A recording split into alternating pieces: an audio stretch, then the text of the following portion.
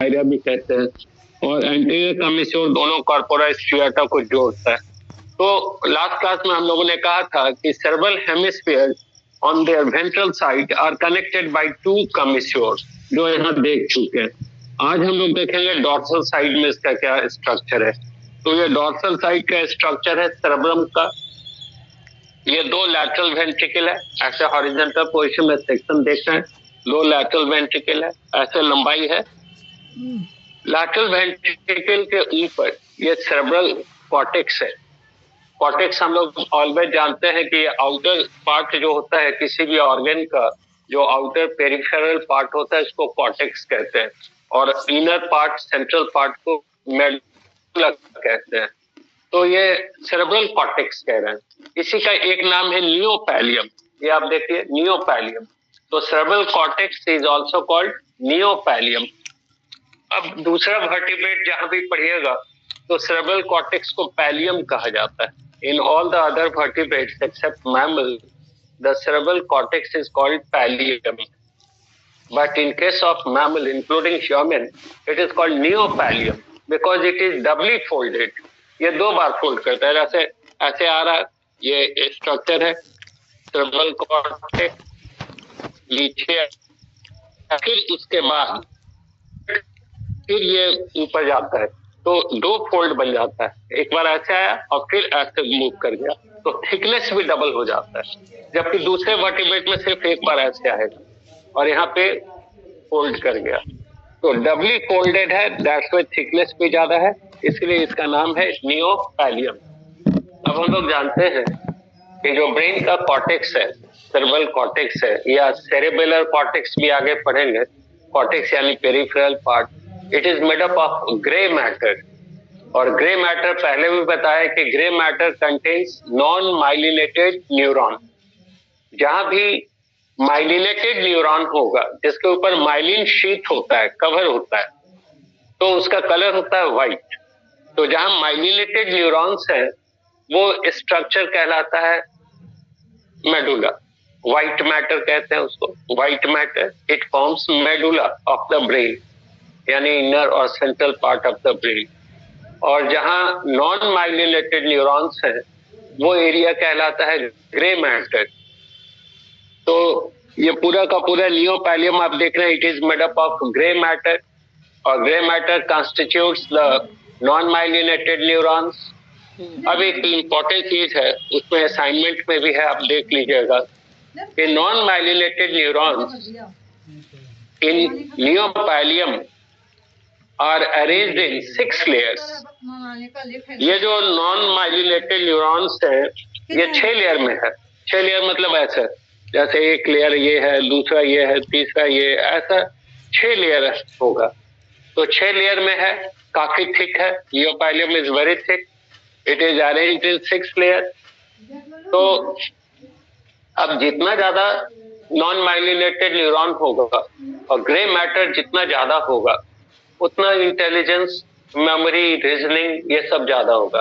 ऊपर से क्या है कि आप देखिए सरफेस को, ये जो सेरेब्रल कॉर्टेक्स है या नियोपैलियम जो भी कहें, नियोपैलियम भी कह सकते हैं, सेरेब्रल कॉर्टेक्स भी, लेकिन हम लोगों में इसके लिए एक स्पेसिफिक टर्म है नियोपैलियम।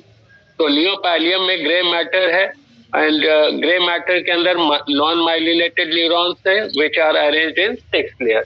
अब सरफेस को देखें हम लोग, ये देखिए सरफेस ऐसा फोल्डेड है, इस तरह से ये उभार है, वो एलिवेशन है, और ये खांच है, डिप्रेशन है।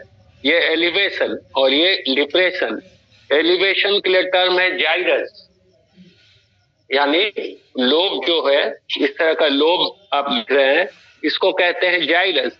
और ये जो खांच या डिप्रेशन है इसको कहते हैं सल्कस। तो प्लूरल अगर वर्ड यूज करेंगे तो sulci and gyri. Gyrus elevation, lobe, sulcus खांच, डिप्रेशन। प्लूरल है, बहुत सारा है, तो इसलिए वर्ड यूज करते हैं सल्सी and जायरी। These sulci and gyri which are present all over the cerebral cortex, surface पे पूरा सल्सी जायरी दिखेगा, ऐसा ऐसा, जैसा आप देखते हैं अखरोट वगैरह के ऊपर होता है। अखरोट का जो स्ट्रक्चर हम लोग देखते हैं वो ऐसा ही ह्यूमन ब्रेन का स्ट्रक्चर है, बिल्कुल वैसा ही। अखरोट देखिएगा उसका, तो जैसा दिखेगा ना वैसा ही ह्यूमन ब्रेन भी होता है, और उसके ऊपर भी देखिएगा ऐसा रफ होता है। तो उभार जहाँ होता है उसको कहते हैं जायरी, जायरस, और जहाँ खांच है उसको कहेंगे सल्कस। आप अखरोट जो देखिएगा वही ह्यूमन का सेरेब्रम, आप समझ ले कि वो दैट इज सेरेब्रम। उसे अब उसको बीच से अगर डिवाइड कर दे, बीचों बीच वहां खांच रहता है उसमें भी रहता है, तो बीचों बीच डिवाइड कर दे तो दो सेरेब्रल हेमिस्फीयर बन गया। अब ब्रेन तो बायलैटरली सिमेट्रिकल है, इसलिए उसको जोड़ने वाला जितना भी कनेक्शन है वो अब दो लैटरल चीज है, उसको जोड़ना है तो हॉरिजॉन्टल होना चाहिए।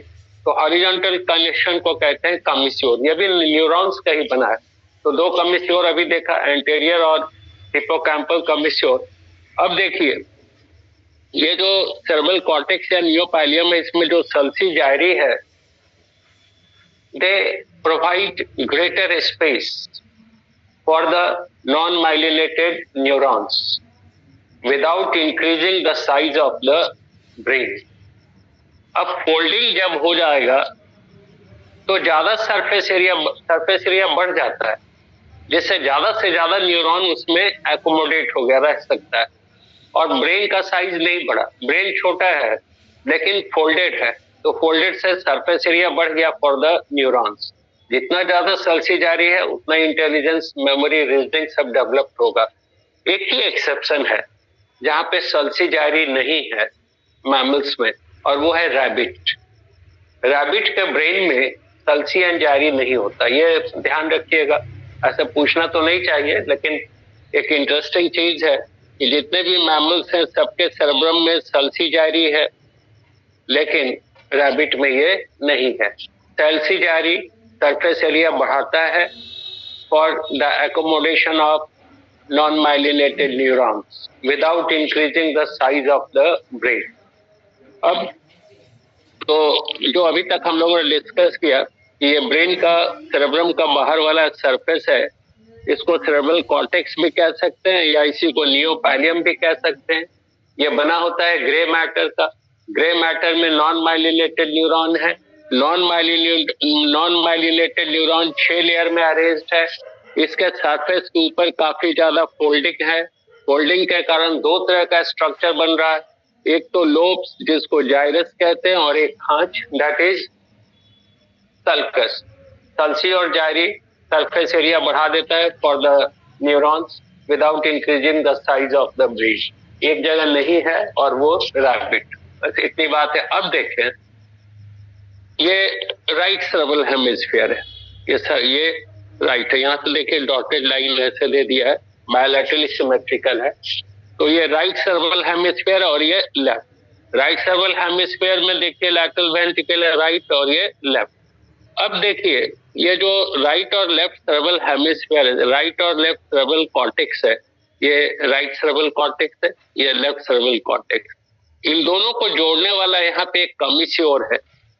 ये रेड कलर का जो आप देख रहे हैं ये कमिश्योर है, इसका नाम है कॉर्पस कैलोसम।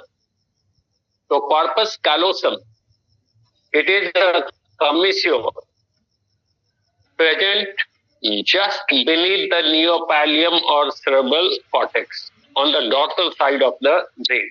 dorsal side है, ये ऊपर dorsal है। तो cerebral cortex के ठीक नीचे ये रेड कलर का ऐसा जो स्ट्रक्चर बनाया है, it is called corpus callosum. corpus callosum is characteristic of mammalian brain. जितने भी मैमल्स हैं सबके ब्रेन में कॉर्पस कैलोसम होना ही होना है। एक एक्सेप्शन है और वो है प्रोटोथेरिया, एग लेइंग मैमल्स, जिसका एग्जांपल है इकिडना और प्लैटिपस। इकिडना और प्लैटिपस ये एग लेइंग मैमल्स है, अंडा देने वाला मैमल है, और इसमें ये एग लेइंग मैमल्स में ये कॉर्पस कैलोसम नहीं है। तो ये भी ये ध्यान रखिएगा, डाइवर्सिटी वगैरह में पूछता है, उसमें लिखवाते भी हम कैरेक्टर में। तो corpus callosum it is a commissure characteristic of mammalian brain including human, present just beneath the cerebral cortex और नियोपाइलियम। ये सेरेब्रल कॉर्टेक्स या नियोपाइलियम के जस्ट नीचे है, and it connects both the cerebral cortex with each other. ये right cerebral cortex है, ये left cerebral cortex है, इन दोनों को राइट और लेफ्ट को जोड़ने वाला ये कमिश्योर है। तो मान लीजिए कि it is the corpus callosum, ये कॉर्पस कैलोसम इसको मान ले just beneath the cerebral cortex. अब ध्यान देना है, इस पर क्वेश्चन भी आया, इस कॉर्पस कैलोसम पूरा का पूरा इसको कॉर्पस कैलोसम मान लीजिए, ये कमिश्योर है। अब इसमें दो बेंडिंग है, आप देखिए इसमें दो बेंडिंग है, ऐसे मोड़ दिया है। आगे की ओर बेंडिंग है, इसको जेनु कहते हैं, और पोस्टीरियर बेंडिंग को splenium. These are the two bendings. आगे की ओर आपको दिख रहा है ये बेंडिंग, इसको जेनु कहेंगे, और पीछे की ओर मेरी ओर इट इज कॉल्ड स्प्लेनियम। मतलब ऐसा ये हॉरिजॉन्टल सीधा नहीं होता है, ये ऐसे मुड़ा रहता है, ऐसे रहता है। ये एंटीरियर बेंडिंग जेनु और ये स्प्लेनियम। इस पर क्वेश्चन आया है कि genu and splenium are the parts of, और आंसर था कॉर्पस कैलोसम। मेडिकल में आ चुका है ये क्वेश्चन कि जेनु और स्प्लेनियम किसका हिस्सा है, तो आंसर है कॉर्पस कैलोसम। तो ये कॉर्पस कैलोसम हो गया। तो कॉर्पस कैलोसम क्लियर है कि इट इज अ कमिश्योर, कमिश्योर होगा तो ट्रांसवर्स होगा, connecting just present just beneath the neopallium और cerebral cortex, and it connects both the cerebral cortex with each other. दोनों सेरेब्रल कॉर्टेक्स को एक दूसरे से जोड़ता है। सेरेब्रल, ये जो नियो कॉर्पस कैलोसम कह रहे हैं, इसमें दो फोल्ड है। आगे की ओर जो फोल्डिंग या बेंडिंग है, आगे की ओर ऐसे मुड़ा हुआ है, इसको जेनु कहते हैं, और पीछे की ओर जो बेंडिंग है उसको स्प्लेनियम कहते हैं। तो आप अभी इतना ही ध्यान रखना है आपको कि genu and splenium are the fold, anterior and posterior folds of the corpus callosum. Corpus callosum is absent in prototheria, egg laying mammal, जिसका दो एग्जांपल है, लिविंग तो दो ही है, इकिडना जिसको हम लोग स्पाइनी एंटीटर कहते हैं, और दूसरा platypus, duck billed platypus. Anyway, अब देखिए एक कमिश्योर आपको मिला डॉर्सल साइड में। अब जस्ट इसके नीचे एक और कमिश्योर है, ग्रीन कलर से बनाया, ये वाला। एक कमिश्योर ये हुआ और एक कमिश्योर ये है ग्रीन कलर का, इसका नाम है फॉर्निक्स। यहाँ देखिए लिखा हुआ है फॉर्निक्स। तो fornix is another commissure present on the dorsal side of the cortex, dorsal side of the cerebrum. It also connects both the cerebral cortex with each other. It is present beneath the corpus callosum. तो brain के dorsal side में, ये जो brain का dorsal side है, cerebrum का dorsal side है, उसमें कॉर्पस कैलोसम के ठीक नीचे एक और कमिश्योर है, एक और ट्रांसवर्स कनेक्शन है, इसका नाम है फॉर्निक्स। और फॉर्निक्स का भी वही काम है, यानी to connect both the cerebral cortex with each other. तो आपको पूछा जाएगा कि how many commissures connect both the cerebral hemispheres with each other. दोनों सेरेब्रल हेमिस्फीयर को जोड़ने वाला कितना कमिश्योर? तो आंसर देंगे हम लोग चार कमिश्योर है, दो डॉर्सल साइड में और दो वेंट्रल साइड में। डॉर्सल साइड में जो दो कमिश्योर है, जो दोनों सेरेब्रल हेमिस्फीयर को जोड़ता है, उसमें पहला कमिश्योर है कॉर्पस कैलोसम, जो बहुत इंपॉर्टेंट है, और दूसरा कमिश्योर है फॉर्निक्स। और वेंट्रल साइड से जो दो कमिश्योर है, उसमें एक तो एंटीरियर कमिश्योर जो दोनों कॉर्पोरा स्ट्रियाटा के बीच है, और दूसरा हिप्पोकैम्पल कमिश्योर और सॉल्टेरियम और लाइरा। तो ये चार कमिश्योर्स हैं, दो डॉर्सल साइड में और दो वेंट्रल साइड में, जो दोनों सेरेब्रल कॉर्टेक्स को एक दूसरे से जोड़ता है। तो ये तो हमको लगता है कि क्लियर होगा। ये डॉर्सल साइड है, डॉर्सल साइड में एक corpus callosum just beneath the cerebral cortex neopallium, और उसके ठीक नीचे फॉर्निक्स। अब देखिए यहाँ पे एक और स्ट्रक्चर, ये कॉर्पस कैलोसम है और ये फॉर्निक्स है। दोनों के बीच में ये जो ब्लैक कलर का जो लाइन दिया है, इसको हम लोगों ने कहा सेप्टम पेलुसिडम। सेप्टम का मतलब होता है पार्टीशन। तो ये कॉर्पस कैलोसम और ये फॉर्निक्स, कॉर्पस कैलोसम फॉर्निक्स, इन दोनों के बीच एक पार्टीशन है, एक झिल्ली है, मेम्ब्रेन है, जिसका नाम है septum pellucidum. This is the septum pellucidum, और सेप्टम पेलुसिडम से घिरा हुआ एक छोटा सा स्पेस है. This space is called pseudo ventricle और fifth ventricle. Pseudo ventricle, this space, ये देखिए सेप्टम पेलुसिडम, ये septum pellucidum in between the corpus callosum and fornix, और इससे घिरा हुआ एक छोटा सा स्पेस है. इस स्पेस का नाम है स्यूडो वेंट्रिकल और फिफ्थ वेंट्रिकल. स्यूडो का मतलब हो गया फॉल्स, जो वेंट्रिकल नहीं है, और हम लोग तो वेंट्रिकल पढ़ चुके हैं. याद कीजिए, वेंट्रिकल में दो लैटरल वेंट्रिकल है, one in each cerebral hemisphere. दोनों खुलता है डायोसील में, which is called third ventricle, ये डायनसेफलॉन के अंदर है. और फोर्थ वेंट्रिकल है metacoele, which is present within the medulla oblongata.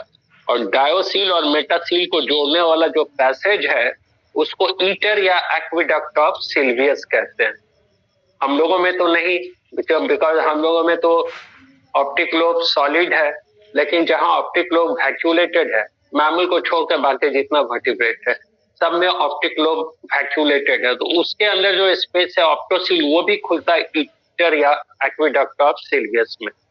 अब चूंकि हम लोगों में ऑप्टोसील नहीं है, तो ईटर या aqueduct of Silvius is narrow. ये इंपॉर्टेंट चीज है. दूसरे में इतना पतला नहीं है क्योंकि उसमें मिला हुआ ऑप्टोसील स्पेस. एनीवे, तो अब स्यूडो वेंट्रिकल इसलिए कहा कि वेंट्रिकल नहीं है, ये ब्रेन के अंदर का हिस्सा नहीं है, ये तो सेरेब्रल कॉर्टेक्स में डॉर्सल साइड में एक स्पेस है. It is not the true ventricle, इसलिए नाम है स्यूडो वेंट्रिकल. और फिफ्थ वेंट्रिकल इसलिए कह दिया कि 4 वेंट्रिकल था, 2 लैटरल वेंट्रिकल, एक डायोसील और एक मेटासील, फोर्थ वेंट्रिकल, तो इसलिए एक और स्पेस मिल गया तो नाम दे दिया फिफ्थ वेंट्रिकल.